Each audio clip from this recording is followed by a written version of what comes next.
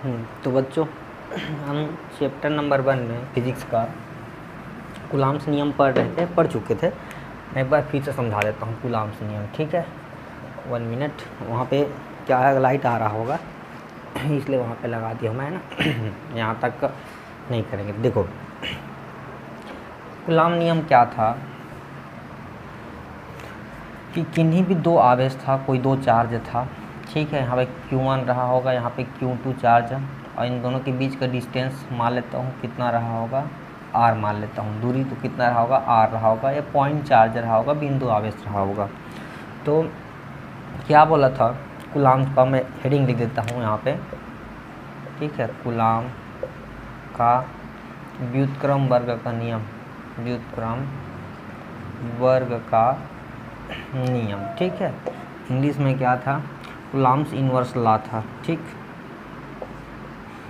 Coulomb inverse law, inverse square, अरे square law. तो देखो इसमें क्या बोला था उन्होंने, इसको मिटा दिया जाए कि कोई भी दो पॉइंट चार्ज है, इन दोनों के बीच एक फोर्स लग रहा होगा। पता होगा कि जब सेम लाइक चार्जेस होती है, लाइक चार्जेस मतलब सजाती आवेश यानी प्लस प्लस हो, एक दूसरा चार्ज प्लस हो, तो इसमें क्या होता है, प्रतिकर्षण होता है, रिपल्सन होता है। और यदि मान लो अपोजिट चार्ज माइनस माइनस भी होगा सेम तब भी से क्या होगा, प्रतिकर्षण होगा ना, रिपल्सन होगा। यदि एक तरफ प्लस है एक तरफ माइनस, या इधर प्लस इधर माइनस है, अलग अलग चार्जेस है, तो इसमें क्या होता है, आकर्षण होता है, जिसको बोलते हैं अट्रैक्शन फोर्स लगता है। इसमें अट्रैक्शन फोर्स लगता है, इसमें रिपल्सन फोर्स लगता है, ठीक है। इसमें रिपल्सन फोर्स लगता है, प्रतिकर्षण।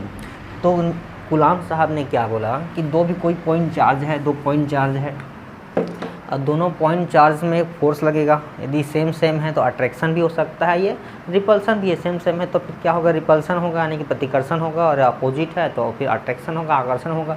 तो उस पर जो फोर्स लगेगी एफ, वो किसके प्रोपोर्शनल होगा, इन दोनों चार्जेस के प्रोडक्ट के प्रोपोर्शनल होगा, और उन दोनों चार्जेस के बीच का डिस्टेंस है उसका स्क्वायर का इन्वर्सली प्रोपोर्शनल होगा, ठीक है। मतलब क्या बोला, उन दोनों चार्जों के, दोनों आवेशों के मध्य लगने वाला जो बल होगा उन आवेशों के गुणनफल के समानुपाती होगी, और उनके बीच की दूरी के वर्ग के व्युत्क्रमानुपाती होगी। ये दोनों लिखा गया। मान लेंगे ये जो Q1 और Q2 दो पॉइंट चार्ज है, दो बिंदु आवेश है, उनके बीच की दूरी कितनी है, R है। तो उसमें जो फोर्स लगेगा ये ऐसा लिखाएगा। अब दोनों का equation from equation number 1 and 2, from equation number 1 and 2 यानी कि समीकरण नंबर 1 व 2 से क्या हो जाएगा, दोनों को मिला के लिखेंगे तो F समानुपाती यहाँ पे Q1 Q2, यहाँ पे क्या हो जाएगा, R² हो जाएगा। अब इस प्रोपोर्शनल के साइन को हटाऊंगा तो एक नियतांक लगेगा, कांस्टेंट लगेगा। तो F = यहाँ पे K लग गया, Q1 Q2 बाई कितना हो जाएगा, R²। ये स्पेशल फार्मूला हो गया आपके लिए, इसको याद रखेंगे, ठीक। जहाँ वेयर K जो है एक क्या चीज़ है, नियतांक है, ठीक है। K क्या है, नियतांक है, इंग्लिश में इसको बोलेंगे कांस्टेंट है। इस कांस्टेंट का वैल्यू ध्यान दीजिएगा, इस कांस्टेंट का वैल्यू होता है 1/4 पाई एप्सिलॉन 0, या इसी का वैल्यू होती है 9 × 10⁹ न्यूटन मीटर स्क्वायर पर कूलॉम स्क्वायर होता है। यहाँ भी देखो, जहाँ एप्सिलॉन जो दिख रहा है वो निर्वात की, ठीक है, निर्वात की विद्युतशीलता है, निर्वात की विद्युतशीलता, ठीक है। इंग्लिश में इसको बोलते हैं permittivity, permittivity of free space या एयर, ठीक है। इस K की जगह में हम लोग एक बार 1/4 पाई एप्सिलॉन 0 वैल्यू पुट कर सकते हैं, या इस वैल्यू को पुट कर सकते हैं, ठीक। तो देखो इधर हो गया होगा, आप लिख सकते हैं, इधर को मैं इधर मिटा दे रहा हूँ, ठीक है। तो यहाँ पे क्या होगा, ये जो वैल्यू दिख रही है आपके पास F = K की जगह में क्या हो जाएगा, 1/4 पाई एप्सिलॉन 0, यहाँ Q1 Q2 बाई यहाँ पे क्या हो जाएगा, R² हो जाएगा, या 1/4 पाई एप्सिलॉन नॉट E0, उसका वैल्यू भी होती है इतना, तो एक बार उसको ऐसे ही रख सकते हैं। 1/4 पाई को हटा दो, यहाँ पे 9 × 10⁹, यहाँ पे हो जाएगा Q1 Q2 by R²। Force का यूनिट न्यूटन होता है, मात्रक न्यूटन होता है, इसलिए न्यूटन लिख सकते हो, इसका ही मात्रक न्यूटन होता है, आप न्यूटन लिख सकते हैं। इक्वेशन नंबर 1 और 2 दे चुके थे, आप इक्वेशन नंबर इसको आप 3 भी ले सकते हो, ठीक है। ये भी हमारा फार्मूला हो गया। ये कूलॉम बल है, कूलॉम फोर्स है, ठीक है। दो पॉइंट चार्जों के बीच लगने वाला जो फोर्स होता है, जो बल होता है, इतना होता है। ठीक। अब याद रखिएगा जो ई नॉट होता है ना, ई नॉट का वैल्यू आप याद रखिएगा 8.85 इंटू 10⁻⁻12 कूलाम स्क्वायर पर न्यूटन मीटर स्क्वायर होता है। अब इतना याद रखिएगा। इक्वेशन नंबर 3 भी याद रखिएगा। तो ये कौन सा लॉ था? कूलाम्स का लॉ था, ठीक है। कूलाम का दो चार्जों के बीच में जो लगने वाला फोर्स है, कितना फोर्स लगता है, ये बताता है, ठीक है। ये सब फार्मूला इंपॉर्टेंट है, ये भी फार्मूला इंपॉर्टेंट है। एक ही बात है, तीनों फार्मूला का मतलब एक ही चीज़ है। तो कई जगह मैं इस फार्मूला को लिखूंगा, कहीं कहीं पे इसको लिखूंगा, किसी जगह पे इसको लिखूंगा। अभी आगे जब टॉपिक बढ़ते जाएंगे तो ज़्यादातर न्यूमेरिकल सॉल्व करना रहेगा तो इस इक्वेशन को लिखा जाएगा, ठीक। तो अभी मैं इसको मिटाता हूँ। अब आएंगे हम एक नया हेडिंग डालते हैं यहाँ पे, एकांक आवेश। एकांक आवेश जिसको इंग्लिश में बोलते हैं यूनिट चार्ज। यूनिट चार्ज, ये यूनिट चार्ज क्या चीज़ है इसके बारे में देखेंगे। अभी समझते जाओ, नोट्स बनाने की दिक्कत नहीं है। नोट्स के लिए जब हम लोग ऑफलाइन क्लास लगेगी तब हम लोग नोट्स को देखेंगे। अभी ऑनलाइन में समझो, इसी पढ़ने के लिए समझते जाओ क्या क्या चीज़ है, क्वेश्चन कैसे बोलना चाह रहा है, क्या होता है लॉ, ठीक। देखो तो यूनिट चार्ज क्या होती है, मैं इक्वेशन को भी रहने देता हूँ। देखो एक मिनट, यहाँ तक, यहाँ पे क्या लाइट का छप्पा आ रहा होगा, इधर नहीं लिख रहा हूँ, ठीक।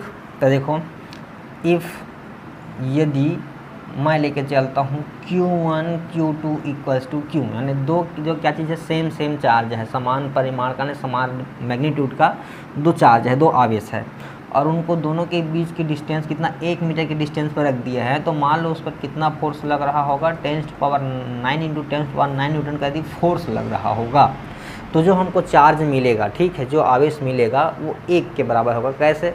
तो देखो समीकरण नंबर कहाँ से, 3 से, समीकरण नंबर 3 से, फ्रॉम इक्वेशन नंबर 3।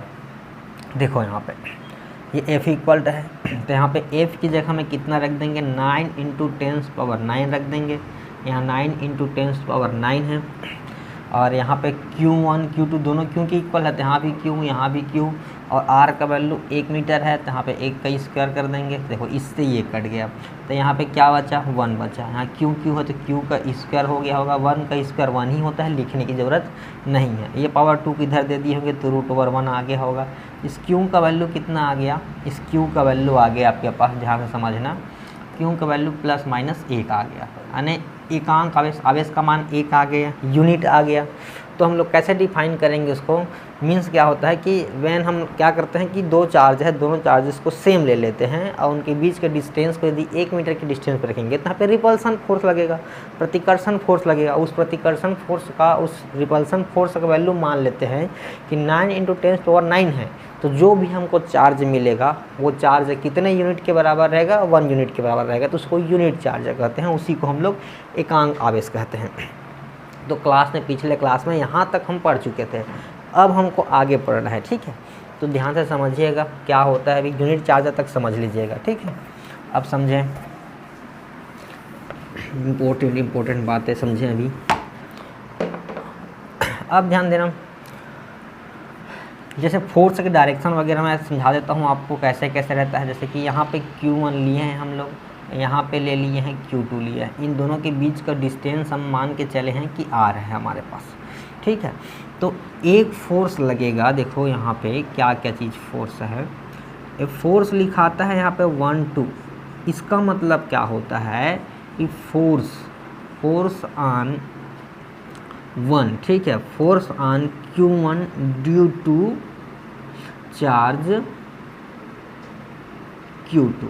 कहने का मतलब क्या चीज़ है कि आवेश Q1 पर, ठीक है, Q2 द्वारा बल, ये जो लिखा है F, ठीक है, वेक्टर यानी कि फोर्स वेक्टर क्वांटिटी होती है, इसलिए यहाँ पे वेक्टर का साइन लगा है। फोर्स 1 2 लिखा है, मतलब क्या चीज़ है कि एक पर, यानी इस पर लगा रहे हैं फोर्स, किसके कारण, Q2 के कारण, तो उसी को लिख दिया, force on Q1 due to charge Q2।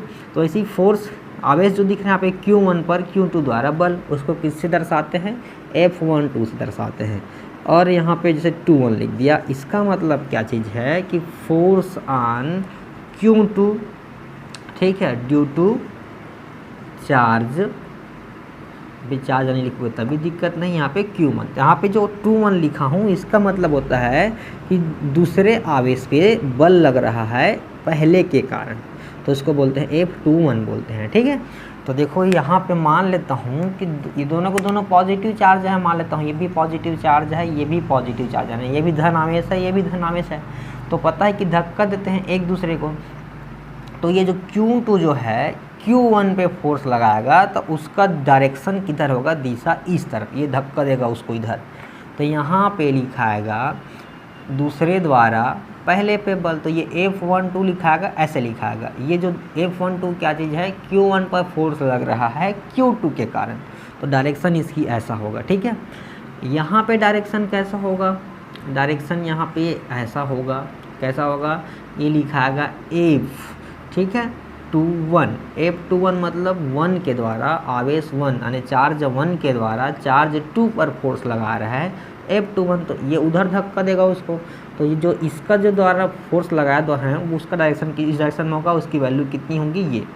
अब मान लो जैसे कि मैं यहाँ पे बोल रहा हूँ तो डिस्टेंस तो उतना ही है, ठीक है, आर डिस्टेंस है। लिखते कैसे, यदि इसके लिए मुझे फोर्स लिखना रहेगा, मान लो F12 के लिए लिखना रहेगा फोर्स, F12 के लिए फोर्स लिखना रहेगा तो 1/4 पाई इप्सिलॉन नॉट लिखूँगा, और यहाँ पे लिखूँगा Q1 Q2 ये लिखूँगा, और यहाँ पे लिखूँगा 2-1, ठीक है, यहाँ पे 1-2 लगा रहा हूँ 1 पे, तो यहाँ पे कितना हो जाएगा 2-1, 2 से 1 तक की डिस्टेंस होती है, समझना। ऐसा लिखा हूँ, इसका मतलब क्या चीज़ है, R1 माइनस R2, यानी कि R1 से R2 तक का डिस्टेंस कितनी है। ठीक है, तो उसको देखो यहाँ पे 1-2 लिखा है ना, तो यहाँ पे 2-1 लिखा रहेगा, सॉरी यहाँ पे वेक्टर नहीं लगा रहेगा, सिंपल इतना लगा रहेगा। मैं बताऊँगा वेक्टर कब लगाना है, कैसे लगाना है। ठीक, यदि सेम यदि प्लस प्लस है तब ऐसा होगा, माइनस माइनस होगी तब भी से डायरेक्शन बदलेगा भी। देखो तो समझ में आया कि फोर्स का डायरेक्शन कैसा होता है। यदि समझ में नहीं आ रहा होगा, ज़्यादा फास्ट हो रहा होगा, तो यूट्यूब में जाके आप उसका स्पीड को कम कर सकते हैं, है ना। और यदि समझ में नहीं आ रहा, कम से कम 2 बार देखें, उस जगह को रिपीट कर करके देखेंगे तो समझ में आ जाएगा। ठीक है, F12 का मीनिंग समझ गए, F21 का मीनिंग समझ गए। देखो जैसे मान लो मैं यहाँ पे एक क्या कर देता हूँ, समझिएगा, यहाँ पे एक Q1 है, यहाँ पे एक Q2 है, तो एक माइनस है और एक प्लस है, तब कैसा होगा, फोर्स कैसा लगेगा। तो ये जो Q2 है इसको खींचेगा अपने तरफ, Q2 अपने तरफ खींचेगा, है ना। ये जो Q1 है वो भी खींचेगा अपने तरफ, अट्रैक्शन फोर्स लगेगा। तो यहाँ पे जो फोर्स लगेगा, ये लो, इसका डायरेक्शन ऐसा होगा और इस वाले का डायरेक्शन ऐसा होगा। ये कौन सा फोर्स होगा, ये F12 होगा। ठीक है, कि 1 पर फोर्स लग रहा है दूसरे के कारण, और यहाँ पे क्या हो जाएगा, फोर्स यहाँ 2-1 हो जाएगा। तो दोनों में देखो अट्रैक्शन हो रहा है, यहाँ पे क्या हो रहा है, रिपल्सन हो रहा है, यानी कि प्रतिकर्षण हो रहा है, यहाँ पे आकर्षण हो रहा है। कुछ इस प्रकार से बल लगेगी। ठीक है, समझ में आ गया होगा कैसा कैसे यहाँ पे लगाए हैं। अब यहाँ पे देखिएगा कि कूलाम नियम का सीमाएं, कूलाम नियम की सीमाएं, लिमिटेशन ऑफ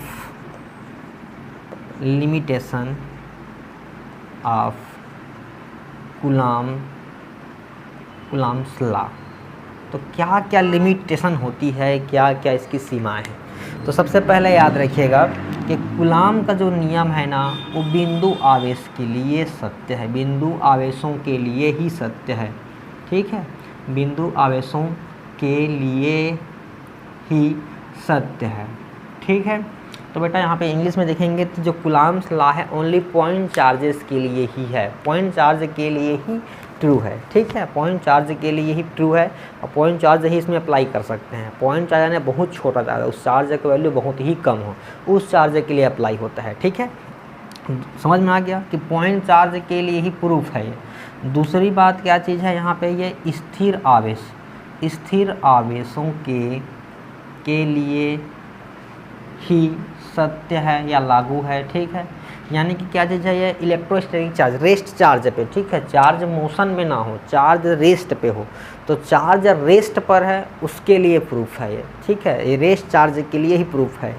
ठीक, अब तीसरा आप लिख सकते हैं कि इस कूलाम्स लॉ में ना तो डिस्टेंस बहुत कम होनी चाहिए, दोनों चार्ज के बीच का डिस्टेंस बहुत कम भी नहीं होनी चाहिए, बहुत ज़्यादा भी नहीं होनी चाहिए, ठीक है। इन दोनों को, दोनों चार्जों के बीच, चार्ज दिख रहा है ना, चार्जों के बीच का जो डिस्टेंस है ना तो बहुत ज़्यादा होना चाहिए और ना तो बहुत कम होना चाहिए। तो ये क्या चीज़ है, कूलाम नियम की सीमाएं हैं, लिमिटेशन आप क्या चीज़ है, कूलाम्स लॉ है, ठीक है। इतना हो गया, अच्छे से समझ में आ गए। फिर मैं इसका कुछ क्वेश्चन कराता हूँ, फिर अगला टॉपिक में आएंगे, ठीक है। तो पहले देख लेता हूँ कि आ रहा है कि अच्छे क्लियर कि नहीं आ रहा है, ठीक है। वैसे तो ठीक ठाक दिख रहा है, अब देखो अपलोड होने के बाद समझ में आएगा, ठीक। तो कुछ हम क्वेश्चन कर लेते हैं। इसमें न्यूमेरिकल वगैरह किस टाइप से न्यूमेरिकल आती है इसमें, तो देखो सिंपल क्वेश्चन।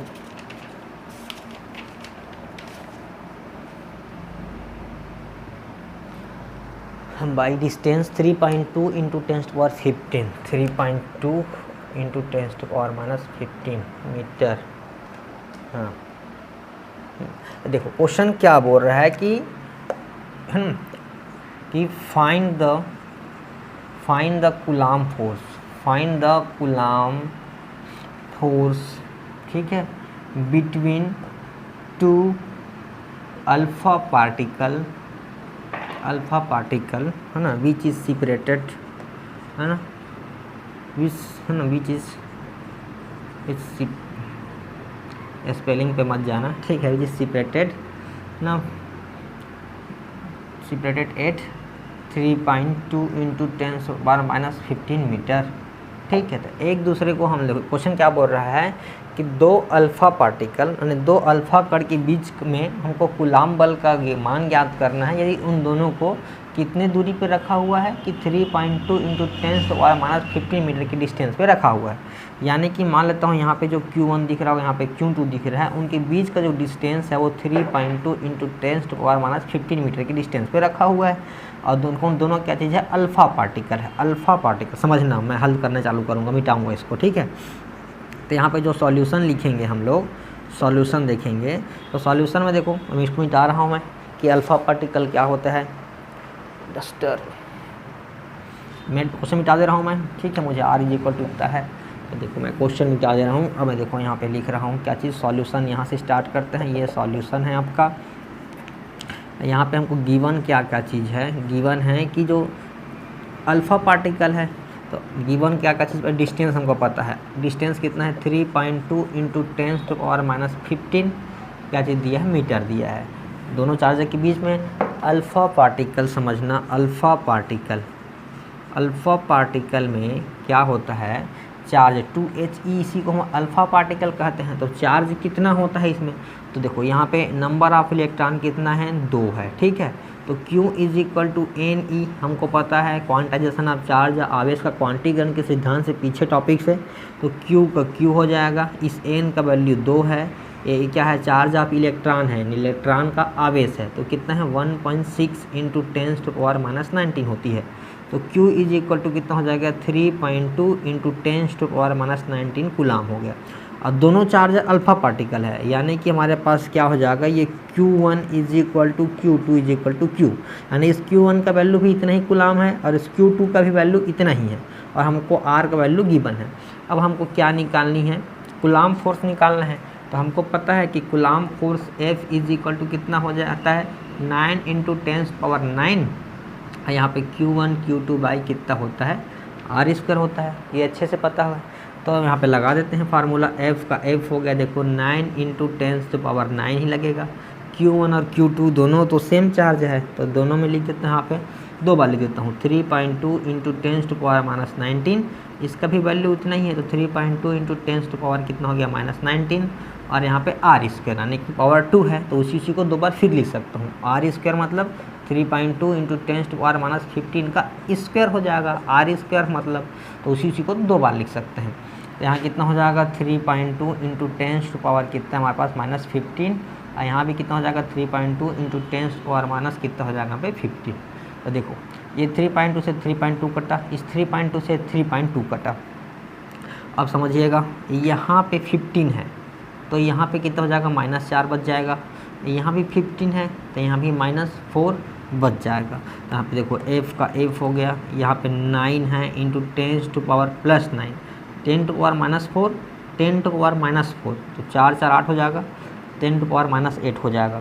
तो f इज इक्वल टू कितना हो जाएगा, देखो यहाँ पे हो जाएगा प्लस में 9 है ये, तो कितना हो जाएगा 10⁻9-8, मतलब क्या बचेगा मेरे पास, f is equal to 9 into बस ओनली 10 बचेगा, यानी क्या हो जाएगा यहाँ पे 90 न्यूटन हो जाएगा।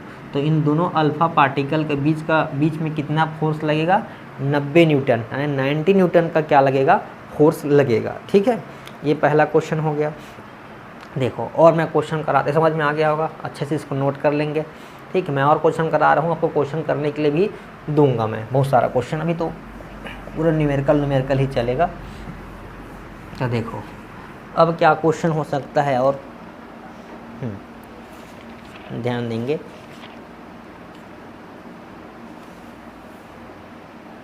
थ्री पॉइंट 2 है ना, इनके स्ट्रांग के बीच लगा हुआ है।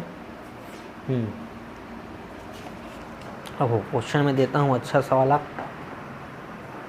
देखो और क्या बोल रहा है क्वेश्चन में, अरे यार इसका एक मिनट